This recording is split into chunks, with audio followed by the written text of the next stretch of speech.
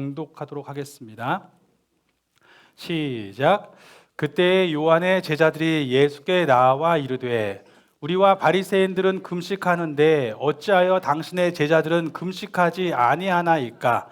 예수께서 그들에게 이르시되 혼인집 손님들이 신랑과 함께 있을 동안에 슬퍼할 수 있느냐? 그러나 신랑을 빼앗길 날이 이르리니 그때에는 금식할 것이니라. 생배 조각을 낡은 옷에 붙이는 자가 없나니 이는 기운 것이 그 옷을 당기어 헤어짐이 더하게 됨이요 새 포도주를 낡은 가죽 부대에 넣지 아니하나니 그렇게 하면 부대가 터져 포도주도 쏟아지고 부대도 버리게 됨이라. 새 포도주는 새 부대에 넣어야 둘이 다 보존되느니라. 아멘. 눈치채셨겠지만 저희가 한 2달 전부터 그 조명이 조금 바뀌었었어요. 평소에 뭐 보는데 문제 없었지만 그래도 교회에서 절기나 아니면 금요기도회처럼 뭐 금요기도회 할 때 어떤 그런 딱 맞는 조명의 빛이나 아니면 행사할 때에 맞게 좀 조명이 있으면 좋겠다라는 바람은 늘 있었거든요. 근데 무대 조명은 워낙 비싸가지고 그냥 기본 부르면 1,000만 원이 다 넘어가니까 어떻게 할 수가 없어서 있는 가운데 다행히 너무 감사하게 외부에서 어떤 분이 후원을 좀 해주셔서 한 몇백만 원 안에서 할 수 있는 방안이 열렸고 그 안에서 저희가 이제 비용을 아끼려고 설치는 저희가 직접 다 했어요. 다 하고 그렇게 해서 이제 세팅이 된 거죠. 그래서 저희가 지난 주일날도 뭐 보신 것처럼 잠깐 보여드리면 이렇게도 짠 하고 짠 하고 이렇게 저희가 자연스럽게 다양한 이 조명이 가능합니다. 금요기도에도 거기에 맞게. 그런데 그렇게 세팅이 됐는데 다음 날 와서 딱 불을 켰는데 불이 안 켜지는 거예요. 그래서 이게 왜 안 켜지나 봤더니 전화를 해봤더니 자기들도 이 제품이 나오고 처음으로 이렇게 많이 깔아보는 거라서 잘 모르겠다고 하는 겁니다. 며칠 동안 혼자서 너무 고민했어요. 주일은 다가오는데 큰일 났다 이거. 그러다가 한 3, 4일 지나고 나면서 이런 설치를 이런 걸 전문으로 하시는 분과 통화를 하면서 이게 인터넷이 못 잡는 거구나라는 것을 이렇게 알게 됐고 인터넷이 아무리 좋은 걸 써도 공유기를 써도 이 기계 한 대 가지고는 안 되는 거예요. 그래서 기계가 몇 대가 동시에 하나로 이렇게 운영하는 체계가 있대요. 그 체계를 갖추면 되고 생각보다 그렇게 또 비싸지도 않아요. 그래서 그 체계를 바로 갖추게 되었죠. 자, 그리고 났는데 또 보니까 하나하나 키는 게 오래 걸려요. 그래서 이거 어떻게 하지? 봤더니 방금 제가 했던 것처럼 리모컨을 가지고 하는 방법이 또 있는 거예요. 또 그렇게 시간이 걸리고 또 그 다음에 봤더니 TV를 봤는데 화질이 너무 엉망인 거예요. 그래서 이게 빛의 조도에 따라서 또 다르구나. 그걸 해결하는 게 또 일주일 걸리고 그리고 그 다음에 차근차근히 우리 행사에 맞는 어떤 기능들을 찾아내는데 시간이 걸리더라고요. 무슨 말씀을 드리는 거냐면 사실 작은 거 하나 변화가 들어와도 그것이 제대로 작동하려면 우리 삶에서는 하나하나 영향을 끼치게 된다는 것이죠. 제가 제 안에 이런 작은 것 하나 바뀌는데도 삶에 계속해서 고민을 하고 이것이 들어왔는데 이제 어떻게 이걸 활용해야 될까? 내가 어떻게 여기에 맞춰 살아야 될까라고 고민하고 있는 것이라면 정말 내 삶에 일어난 더 중요한 사건이 있다면 그 사건은 분명히 나는 그러면 이제 어떻게 살아야 되는 것일까? 분명히 물음을 일으켜야 된다는 것입니다. 어느 날 예수님의 제자들이 예수님과 함께 즐거운 시간을 보내고 있는데 요한의 제자들이 예수님을 찾아와서 이렇게 묻습니다. 예수님, 저희랑 바리새인들은 금식을 하는데 왜 예수님의 제자들은 금식을 하지 않습니까? 금식이 어떤 것입니까? 밥을 먹지 않는 것이라고만 답하기에는 좀 부족함이 있습니다. 이 금식은 하나님을 향하여서 하는 거예요. 즉 거기에는 어떤 의도가 있습니다. 첫 번째는 고통을 스스로에게 주는 의도가 있습니다. 밥을 안 먹으면 고통스럽죠. 제가 금식을 처음으로 했던 게 중학교 1학년 때 3일 금식을 했었는데 제 친구랑 같이 금식을 시작했어요. 그런데 하루가 지나고 나니까 제 친구가 하는 얘기가 나는 더 이상 안 되겠다. 너 혼자 해라. 그래가지고 그래라. 그리고 자기가 먹겠대요. 그런데 제 앞에서 먹는 거예요. 그래서 저는 그냥 괜찮다. 아무렇지도 않다. 먹어라. 그리고 딱 있는데 제가 그 친구랑 아무렇지도 않게 얘기를 하고 있었는데 어느 순간 저도 모르게 얘기를 하다가 이렇게 제가 정신이 나가버린 거예요. 그 친구가 저를 딱 치면서 야! 그래가지고 깼어요. 그 순간 완전히 먹는데도 억지 나가버린 거예요. 그러고 나니까 얼마나 힘이 드는지 그 이틀을 못 견디겠는 거예요. 그래서 저희 어머니가 그렇게 힘들 때는 동치미 국물을 한 모금 마시면 이틀을 견딜 거라고 말씀을 해주셔가지고 동치미 국물을 살짝 먹었어요. 그러고 나니까 정말 이틀을 견뎠어요. 고통스럽죠. 먹지 않는다는 건 고통스러운 거예요. 그것을 의도한 겁니다. 또 그렇게 안 먹다 보면 자연스럽게 몸에 힘이 빠져요. 며칠이 지나면 목소리도 잘 나오지 않습니다. 막 펄펄 뛰던 사람, 어디 가도 목소리 크게 내던 사람이 갑자기 조용해지기 시작합니다. 낮아지기 시작하는 것이죠. 그것을 의도한 것입니다. 내가 이렇게 낮아져 있어요. 자, 그리고 결국 그것을 통해서 뭘 하는 거예요? 진짜 의도하는 바는 무엇이냐면 하나님, 내가 이 고통 속에 이 낮아짐 속에 있습니다. 나 좀 불쌍히 여겨주세요. 이거예요. 나를 좀 불쌍히 여겨주세요. 하나님, 나를 좀 받아주시고 나를 좀 붙들어 주시고 내 기도 좀 들어주세요. 나를 좀 봐주세요. 이렇게 기도하는 게 사실 금식의 전통이죠. 그래서 열왕기상 21장을 보면 아합이라고 하는 왕이 엘리야를 통해서 심판을 선언받고 나니까 그 악한 왕이 갑자기 금식을 합니다. 왜 하냐면 그 금식을 통해서 내가 이렇게 고통 속에 낮아져 있으니 주님 나를 좀 긍휼히 여겨주세요. 이렇게 기도하는 거예요. 그런가 하면 에스더라고 하는 여왕이 메대라고 하는 제국의 왕비지만 왕 앞에 나아갈 때는 함부로 못 나가요. 그런데 유대인들을 살리기 위해서 나가려고 했을 때 자기 자신도 3일을 금식하고 그 성에 사는 모든 유대인들도 다 금식하게 합니다. 그러면서 왕 앞에 나아갈 때 그 의도가 무엇이겠어요? 하나님, 내가 가는 이 걸음을 좀 붙잡아 주세요. 그리고 요나가 니느웨라고 하는 성읍에 가서 아수르에 임할 심판을 선언했을 때 니느웨 왕이 모든 백성들이 다 금식하게 합니다. 심지어 동물들도 다 못 먹게 해요. 뭐 하는 거예요? 하나님, 우리가 이렇게 낮아질 테니 제발 우리를 불쌍히 여겨주세요. 즉 금식에는 그런 고백이 있는 것입니다. 그렇기 때문에 교회에서도 그 전통을 따라서 계속해서 금식을 하는 전승이 있는 것이죠. 당시에 요한의 제자들과 바리새인들도 그런 금식을 했던 거예요. 그런데 이렇게 좋은 것을 예수님의 제자들은 안 하는 거예요. 그래서 예수님께 와서 왜 안 합니까? 라고 묻죠.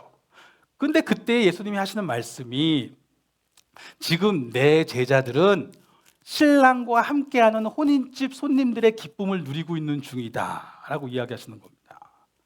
자, 이게 무슨 뜻이냐면 요한의 제자들에게 너희는 지금 신랑과 함께하지 못한 자, 즉 너희는 지금 하나님을 잃은 자로서 살고 있는 중이다 라고 이야기하는 거예요.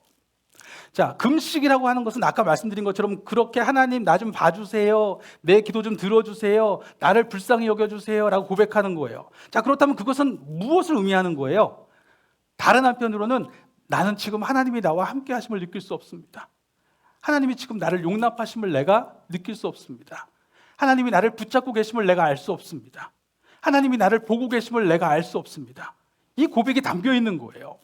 그러니까 하나님이 저기 멀리 떨어져 있는 것처럼 보이는 거예요. 그러니까 하나님 나 좀 봐주세요라고 고백하는 거죠. 그런데 지금 예수님을 통해서 제자들이 누리고 있는 것은 무엇이냐면 예수님과 함께함으로 하나님이 우리와 함께 하시는구나. 예수님의 말씀을 들으면서 예수님의 행적을 보면서 하나님이 우리를 아시는구나. 우리의 삶 가운데 일하고 계시는구나. 그것을 보는 거예요. 그것을 분명하게 느끼고 있다면 하나님이 내 삶에 계심이 너무나 분명한 실제로서 경험되고 있다면 굳이 하나님 나 좀 봐주세요 라고 할 이유가 없는 거죠. 그렇죠? 그러니까 이 제자들은 지금 그래서 금식하지 않고 있는 것이다. 그러나 이들도 신랑을 빼앗길 날이 이르리니 그때에는 그들도 금식할 것이다. 그것은 이제 십자가에서 예수님이 죽으실 일에 대해서 이야기하는 거겠죠. 예수님이 십자가에서 죽으실 때에 엘리 엘리 라마 사박다니라고 말씀하셨어요. 그것은 나의 하나님 어찌하여 나를 버리시나이까. 즉 예수님이 하나님께 버림받으신 것이고, 그렇게 예수님이 죽으시고 났을 때 제자들은 우리는 저분이 그리스도인 줄 알았는데 저분이 죽었다니, 그러니 우리는 하나님을 다시 경험할 수 없겠구나. 다시 하나님 우리 좀 불쌍히 여겨주세요 라고 하면서 애통하고 금식하게 되는 것입니다. 자, 이것이 예수님이 오늘 이 제자들과 나눈 대화예요. 자, 그러면 이 대화를 통해서 우리에게 말씀하시는 것은 무엇일까? 그것은 너희도 이제 금식할 필요 없다라고 말씀하시는 걸까? 분명히 나름대로 지금 금식하는 것도 유익이 분명히 있습니다. 그러나 이 본문 속에서 예수님이 우리에게 들려주시는 중요한 메시지는 우리가 그리스도를 통해서 누리게 되는 하나님 나라라는 것이 어떤 것인지에 대해서 그 본질을 분명하게 짚어주시는 거예요. 자, 구원이 무엇입니까? 우리는 구원을 생각하면 내가 죄 사함 받아서 이제 죽으면 나는 천국 가겠지, 이렇게 이야기하는 것, 이것도 나름대로 구원의 한 일부분일 수는 있겠지만, 한 자락일 수는 있겠지만, 사실 그것이 성경이 말하고 있는 구원의 전체적인 그림일까? 정말 핵심적인 그림일까? 그냥 막 살다가 주님 나와서 이제 나의 죄를 용서해 주세요, 그러면 죽고 나서는 그곳은 정말 온갖 보화가 다 있어서 세상에서 누리지 못했던 온갖 보상을, 온갖, 좀 말을 심하게 하면 온갖 쾌락을 다 누릴 수 있는 그런 곳? 사실 예수님께서 말씀하셨던 하나님의 나라, 구원의 개념은 무엇이냐면, 이제 그리스도를 통해서 하나님이 여기에 계시고 하나님이 내 삶 가운데 일하고 계심, 즉 하나님의 임재와 통치, 그것을 하나님의 나라라고 하는 거예요. 즉 하나님의 손길이 이곳에 있다라고 고백하는 삶, 그 삶을 살게 된 것입니다. 그 삶이 시작된 거예요. 그것이 구원의 삶이고, 지금 나의 삶에 함께하고 계심을 내가 알고 되었기 때문에 죽음의 순간에서도 주님 나를 아시죠? 라고 고백하면서 내 영혼을 맡깁니다. 그렇게 죽을 수 있는 거예요. 그렇게 주님 앞에 나아갈 수 있는 것입니다. 저희가 성경을 읽을 때에 요즘에 인터넷에서도 얼마나 많은 성경 교사들이 있습니까? 그러니까 성경 교사들의 강의를 보면서 많은 배움들을 얻을 수 있을 텐데, 그 교사들마다 나름대로 다양한 강조점들이 있어요. 하지만 어떤 강조점을 가지고 가르치든지 간에 반드시 놓치면 안 되는 것이 성경 전체를 꿰뚫는 핵심적인 신학적 고백이겠죠. 자, 그 고백이 뭐냐면, 좀 어렵게 들리실 수 있겠지만 부재와 임재의 신학이라는 거예요. 말이 좀 어려워 보이죠? 그런데 쉬운 말이에요. 자, 부재는 뭐예요? 부재중입니다. 여기 안 계세요, 이거예요. 여기 계시지 않습니다. 그리고 임재는 뭡니까? 여기 계십니다. 딱 성경 전체의 신학은 그거예요. 하나님이 우리를 만드셨을 때에 우리는 이제 하나님이 여기 계십니다. 하나님이 내 삶 가운데 함께 하십니다. 그것을 누리며 살아가는 삶으로 창조하신 거예요. 그런데 죄는 무엇이에요? 그 죄성이 우리로 하여금 하나님 여기 계시지 않으세요, 하나님 나를 알지 못하세요, 하나님 내 삶에 일하지 않으세요, 그렇게 살게 만든 거예요. 그러면 구원은 무엇인가? 그리스도를 통해서 다시 하나님께 나아갈 수 있는 길을 얻었고, 그렇게 회복된 길은 무엇이냐면 하나님 여기 계세요, 하나님 나를 아세요, 그렇게 고백하며 사는 삶으로 바꾸어 놓은 것입니다. 그것이 성경 전체를 꿰뚫는 핵심 메시지예요. 그래서 예수 그리스도를 통해서 일어난 일은 십자가에서 예수님을 빼앗긴 것이 아니라, 비록 그 자리에서 죽으셨지만 그것은 우리의 죄값을 치르시기 위해서 자신의 피를 흘리신 것이요, 이제는 그렇게 순종하신 그리스도를 하나님이 다시 살리셔서 영원한 그리스도, 영원한 중보자가 되게 하신 거예요. 이제는 그의 보혈의 공로 의지해서, 영원한 중보자의 의를 의지해서 성소의 삶으로, 즉 하나님과의 사귐의 삶으로 담대히 나아갈 수 있게 하신 것입니다. 그리고 그렇게 나아가는 사람에게 하나님이 성령을 부어주셔서 그 성령이 우리 안에 다스리시면서 우리로 하여금 하나님 여기 계십니다, 그렇게 살아갈 수 있게 한 것입니다. 그래서 에스겔을 통해서 구원받은 사람들의 삶을 선포하실 때에 그 삶을 한마디로 여호와 삼마, 주님이 여기 계세요. 이사야를 통해서 선포하실 때에 임마누엘, 주님이 우리 가운데 지금 일하고 계십니다. 이 고백을 하게 하신 것입니다. 우리가 예배하는 이유도, 우리가 일주일 동안 살고 있다가 내가 예배 자리에 나아가서 예배 이 찬양도 잘 모르겠고 또 예배 순서도 힘드는데 내가 이거 하나하나를 다 뚫고 지나가다 보면 이렇게 수고했으니까 그래 너 수고했다. 그리고 하나님이 내 예배를 받아주셔서 만족해. 그래 이제 보상해 줄게. 이렇게 하고 예배 드리는 것은 아닌가. 혹은 이방 종교에서 하는 것처럼 그 먼 거리를 가면서 온몸을 던져가지고 내가 이렇게 갑니다. 계속 가는 거 아니에요. 그리고 가면서 내가 이렇게 수고했으니 하나님 만족하시죠. 나 좀 받아주세요. 라고 이야기하는 것. 또 헌물을 많이 드리면서 내가 이렇게 많이 드렸으니 나한테도 그만큼 채워주세요. 라고 얘기하는 것. 이렇게 기도하고 이렇게 예배하는 것은 사실 우리가 예배하는 의도와는 다른 것입니다. 이것도 표현이 좀 어렵게 느껴졌을 수 있는데 우리가 예배하는 목적을 신학적으로는 이렇게 정리를 해요. 구원을 축하한다. 이렇게 합니다. 자, 구원을 축하한다. 무슨 말이에요? 구원은 아까 말했던 것처럼 하나님이 우리와 함께 하심을 누리는 삶이에요. 그러면 축하한다는 건 뭐예요? 하나님이 나와 함께 하심을 기뻐하는 거예요. 주님을 기뻐하는 것이 우리의 힘이라. 이거예요. 주님이 우리와 함께 하심을 기뻐하는 것이 우리를 살게 합니다. 우리로 하여금 오늘 일어나게 합니다. 이것이 우리의 힘이라 이렇게 고백하는 겁니다.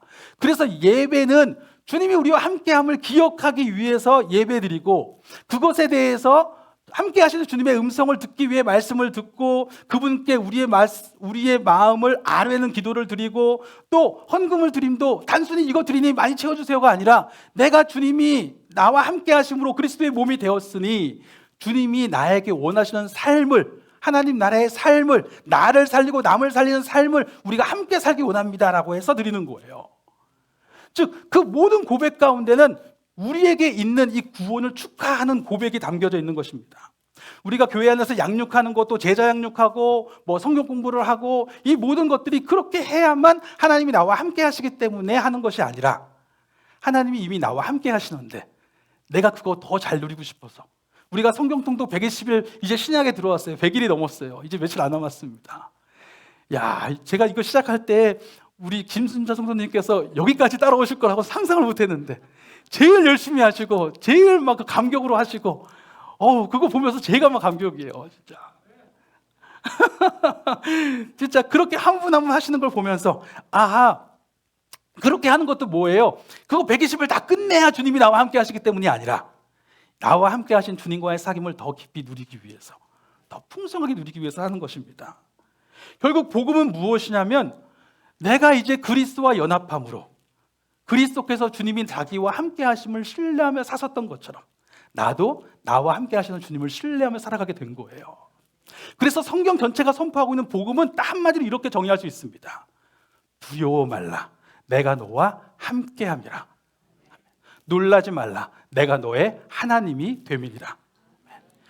이것이 성경 구약이든 신약이든 모두를 꿰뚫어서 선포되는 복음입니다.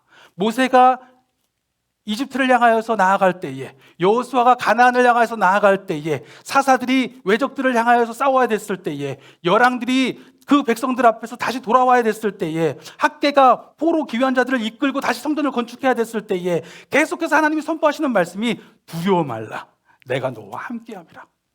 그리고 예수 그리스도께서 우리와 함께 하시면서 마지막으로 우리에게 하신 약속이 이 땅에서 그가 하늘 성수에 오르시면서 우리에게 분명히 하시는 말씀이 내가 세상 끝날까지 너희와 항상 함께 할 것이다. 이 세상 끝날까지라고 하는 이 말은 원어적으로 each day예요. each and every day예요. 모든 날들, 단 하루도 빠짐없이 내가 세상의 모든 날들을 너와 함께 할 것이다. 어제도 너와 함께 했던 것처럼 오늘도 내가 너와 분명하게 함께 할 것이다. 이것이 고백입니다. 그리고 성령께서 우리에게 오셨을 때에도 성령이 내가 너희를 고아와 같이 내버려 두지 아니하고 너희와 영원토록 함께하리라. 이것이 성경이 선포하는 복음입니다. 예수님이 말씀하십니다. 이제는 새 천은 그리고 새 포도주를 너희가 얻은 것이다. 그렇다면 이것은 낡은 옷과 낡은 가죽 부대에 넣을 수 있는 것이 아니다. 자, 이것은 무슨 말이에요? 본질은 형식과 같이 간다라는 그런 고백으로 이해할 수 있죠. 그런데 그것을 좀 더 나아가 보면 결국 본질이 기준되어서 형식에 따라오는 것이다라고 이야기할 수 있는 거예요. 우리가 알고 있는 많은 종교적 전통들은 나름의 유익이 분명히 있습니다. 그 유익을 누리고 살아갈 수 있어요. 그렇지만 그것이 정형화되어서는 안 되는 거예요. 요한의 제자들이 온 것처럼 우리는 이거를 하는데 왜 당신의 제자들은 안 합니까? 라고 이야기합니다. 그런데 지금 정작 하나님의 나라는 누가 누리고 있어요? 예수님과 함께하고 있는 제자들이 누리고 있어요. 즉 중요한 것은 본질이에요. 주님이 나와 함께 하심을 누리고 있는가? 정말 그것이 내가 얻은 구원이라면 아버지라고 불러야죠. 아침에 일어나셔서 아버지라고 바라보셔야죠. 삶의 자리에 분주하시더라도 잠깐 앉아서 아버지라고 찾아야죠. 그렇게 사귐을 누리셔야죠. 그 삶을 누리고 있는가가 중요한 것입니다. 그리고 그 삶을 누리기 위해서 어떻게 내가 이 삶을 누릴 수 있을까라고 고백하는 거예요. 그것을 고백하기 위해서 여러 가지 방편들을 찾아가는 것이죠. 제가 목회자로서 교회가 개척되고 나서 지금까지 오면서 얼마나 많은 조언들을 들었겠습니까? 가정에서도 저희 부모님도 목사님이시니까 가정에서도 또 친척에게도 혹은 선배 목사님들, 저도 멘토 목사님들이 많이 계시거든요. 그리고 그 또 다른 우리 교회 오신 성도분들한테도 정말 많은 얘기들을 들어요. 듣고 나면 제 마음에 어떤 생각이 드냐면 당연히 선배님이시고 당연히 또 다른 교회에서 오신 분들 한 분 한 분 너무너무 귀하니까 그분들 얘기 다 따라드리고 싶어서 최선을 다해서 노력하긴 합니다. 왜냐하면 그분들이 한 명 한 명이 너무 귀하니까. 그런데 제가 몇 년을 지나서 보니까 그게 저를 흔드는 굉장히 치명적인 미혹이기도 하구나라고 알게 되는 거예요. 분명히 들어야 될 부분 분별해서 들어야 되죠. 그러나 거기에 정말 휘둘리면 안 되는구나. 왜냐하면 같은 개척교회도 여건이 다 달라요. 제가 일주일 동안 우리 목사님은 일주일 동안 뭐 하나 싶으실 텐데 걱정하지 마세요. 저 할 일 많아요. 정말 넘치게 많습니다. 다 여건이 다 달라요. 저희 나름대로 할 것들이 다 있습니다. 그리고 중대형 교회 저희 뭐 다 거기에 맞게 해야 될 일들이 다 있습니다. 그러면 그 중에서 그 일들을 감당해야 되고 교회로 운영되기 위해서 감당을 해야 되잖아요. 그러나 그것이 또 본질은 아니잖아요. 본질은 말씀과 기도와 목양의 사역을 해야 되고, 그러면 우리의 여건 속에서 또 저에게 주신 달란트 속에서 또 우리 같이 온 성도들 속에서 우리가 선택하고 집중해야 될 부분이 있는 것이죠. 그럼 거기에는 기준이 필요한 거예요. 그 기준은 무엇인가? 어떻게 주님과 함께함을 누릴 것인가? 이겁니다. 목회자인 저도 성도 아니에요? 제가 그냥 그럭저럭 다른 데서 사는 거 다 똑같이 하고 그냥 그렇게 하면서 타성에 젖어 있는 모습으로 살면 좋겠습니까? 저도 나는 주님과 함께함을 어떻게 누릴 것인가? 그리고 우리 교회 성도들은 이 상황 속에서 여건 속에서 우리가 할 수 있는 최선으로 주님과 함께함을 어떻게 누릴 것인가? 이것을 고백하고 살아가는 거예요. 그 고민 속에서 제가 나름대로 찾은 답은 제가 지금 계속 우리가 강조해서 이야기하는 것처럼 주님의 장막을 짓는 거예요. 그것이 성경적인 모델이거든요. 신의 산에서 분명히 이제 너희는 나의 백성이라고 말씀하시고 나서 그들이 주님과 함께하는 삶을 살 수 있도록 성막을 짓게 하셨죠. 성막을 지으면서 당신이 주관하십니다. 고백하게 하셨고, 그 성막에 들어가면서 그 의로움으로 옷 입게 하셨고, 그곳에서 성령으로 다스려 달라고 다시 하나님의 법으로 성령의 전으로 함께하게 하셨고, 그리고 삶의 모든 자리를 하나님을 인정하며 일하심을 신뢰하며 살아가게 하신 거잖아요. 즉 그렇게 저 자신도 살아가기를 바라는 것이고 우리 성도들도 그렇게 살아가기를 바라서 그 이야기를 같이 나눈 것입니다. 그것이 하나의 비전으로 고백된 것이죠. 그리고 그렇게 함께함을 기준으로 결국 함께함을 어떻게 누릴 것인가를 바라보면서 그 비전 안에서 우리에게 주신 여건 속에서 열어주시는 대로 이것이 함께함의 모습인가라고 고백하면서 하나하나 나아가면 그 나아감 속에서 우리를 향한 일하심을 경험하게 되더라는 것이죠. 우리가 이제 올 한 해 마지막 주일이니까 올 한 해만 보아도 너무 감사한 것은 겨울 성경학교를 하는데 우리 애들이 그때 13명, 14명 정도 있었는데 창조 캠프를 하고 싶은데 정말 열심히 준비했거든요. 그런데 이 아이들 데리고 하는 게 너무 아쉬운 거예요. 그래서 어떻게 할까라고 생각하다가 그래 혹시 다른 개척교회들에서도 같이 함께 하기를 원할 수 있으니까 광고를 해보자. 그리고 광고를 이렇게 했는데 다른 데서는 연락이 안 왔는데 오히려 왕성교회 목사님이 전화가 와가지고 내가 자네 교회에 우리 애들 좀 보내고 싶은데 괜찮나? 이렇게 하시는 거예요. 그래서 그 교회에서 오니까 순식간에 애들이 50명이 돼버렸어요. 그래가지고 우리가 주최해서 그냥 캠프를 너무 즐겁게 한 거예요. 그리고 났더니 그 성경 캠프에서 같이 나누었던 내용들을 마침 의왕의 그 박세영 집사님 통해서 그 보육원에 아이들에게 전할 수 있는 기회가 저에게 주어졌고 제가 가서 아이들을 데리고 몇 번 전했어요. 그러다 보니까 얘네들이 교회 올래? 했더니 애들이 올게요. 그래가지고 애들을 데리고 오게 되면서 처음에 올 때는 또 고민이 많죠. 얘네들 오는데 차는 어떡하며, 누가 운전할까, 그리고 교사는 어떡하며, 또 재정은 어떡하며. 그런데 우리가 전도할 때 그거 고민하고 전도 안 하잖아요. 무조건 해야죠. 함께 하시니까, 함께 하시는 주님이 나에게 뭘 원하실까, 그거 물으면서 그냥 데리고 왔어요. 그래서 놀랍게 데리고 왔더니 차가 바로 하나가 생겨버렸어요. 또 여러 가지로 섬겨주신 분들이 계셔서 우리 심지어 중고등부 학생들이 교사로 와서 섬겼어요. 청년들이 와서 서울에 우리 트리자매는 노량진에 살아요. 노량진에서 매일 아침마다 우리 성은 형제랑 같이 둘이 만나니까 기분 좋아서 아침에 일찍이 와서 이렇게 섬겨주고, 또 학부모들도 섬겨주고, 그렇게 하면서 오게 됐고, 그러고 나니까 나중에 여름 성경학교를 하는데, 여름 성경학교 때 우리끼리 하는데 그 겨울 성경학교랑 인원이 거의 비슷해.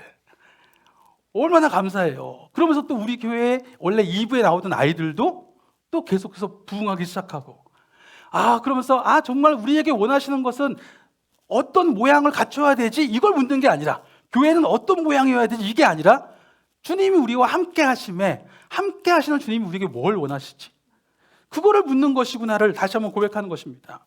그러면서 갑자기 전화가 와서 알코올 중독 회복 모임인데 정말 장소를 구하기가 너무 힘들어요. 광주 쪽에 하나 구해야 되는데 찾아봐도 다 거절당해서 좀 안 되겠냐고 얘기하는데, 괜찮다고, 몸을 회복하는 것은 주님이 원하시는 거니까 꼭 우리 교회 나오지 않으셔도 괜찮다고 쓰시라고, 기쁘게 그것을 할 수 있는 거고, 그리고 그러고 나니까 또 요양병원에서 와서 예배 드릴 수 있냐고. 이번 주일날 요양병원에 갔는데 요양병원에서 예배를 드리고 났더니 그 몇 번 참여하신 그 할머니 중에 한마디도 안 하셨어요. 항상 몇 번 참여하셨는데 한마디도 안 하셔서 저는 그냥 신앙이 있으실까 없으실까 몰랐는데, 예배 끝나고 났는데 엄청 우시면서 오셔서 제 손을 붙잡고, 목사님 왜 이렇게 예배가 짧아요? 예배를 왜 이렇게 짧게 드리는 거예요? 좀 길게 좀 드리지. 그래서 아니, 이사장님이 앉아있기 힘드시다고 빨리 끝내라 그래가지고 저는 빨리 끝내고 가는 건데, 그랬더니 너무 짧아요. 좀 예배 좀 길게 좀 해요. 그러시는 거예요. 그러면서 그분들이 예배 드리고 있는 모습들이 얼마나 감사한지 몰라요. 그리고 그러면서 우리 안에 순모임들 하면서 여러 가지 또 모습으로 섬기면서 교회가 함께 일하는 모습들이 얼마나 기쁘고, 연말에 사실은 장학금을 우리 교회에서 그렇게 줄 수 있다는 게 너무 행복한 거예요.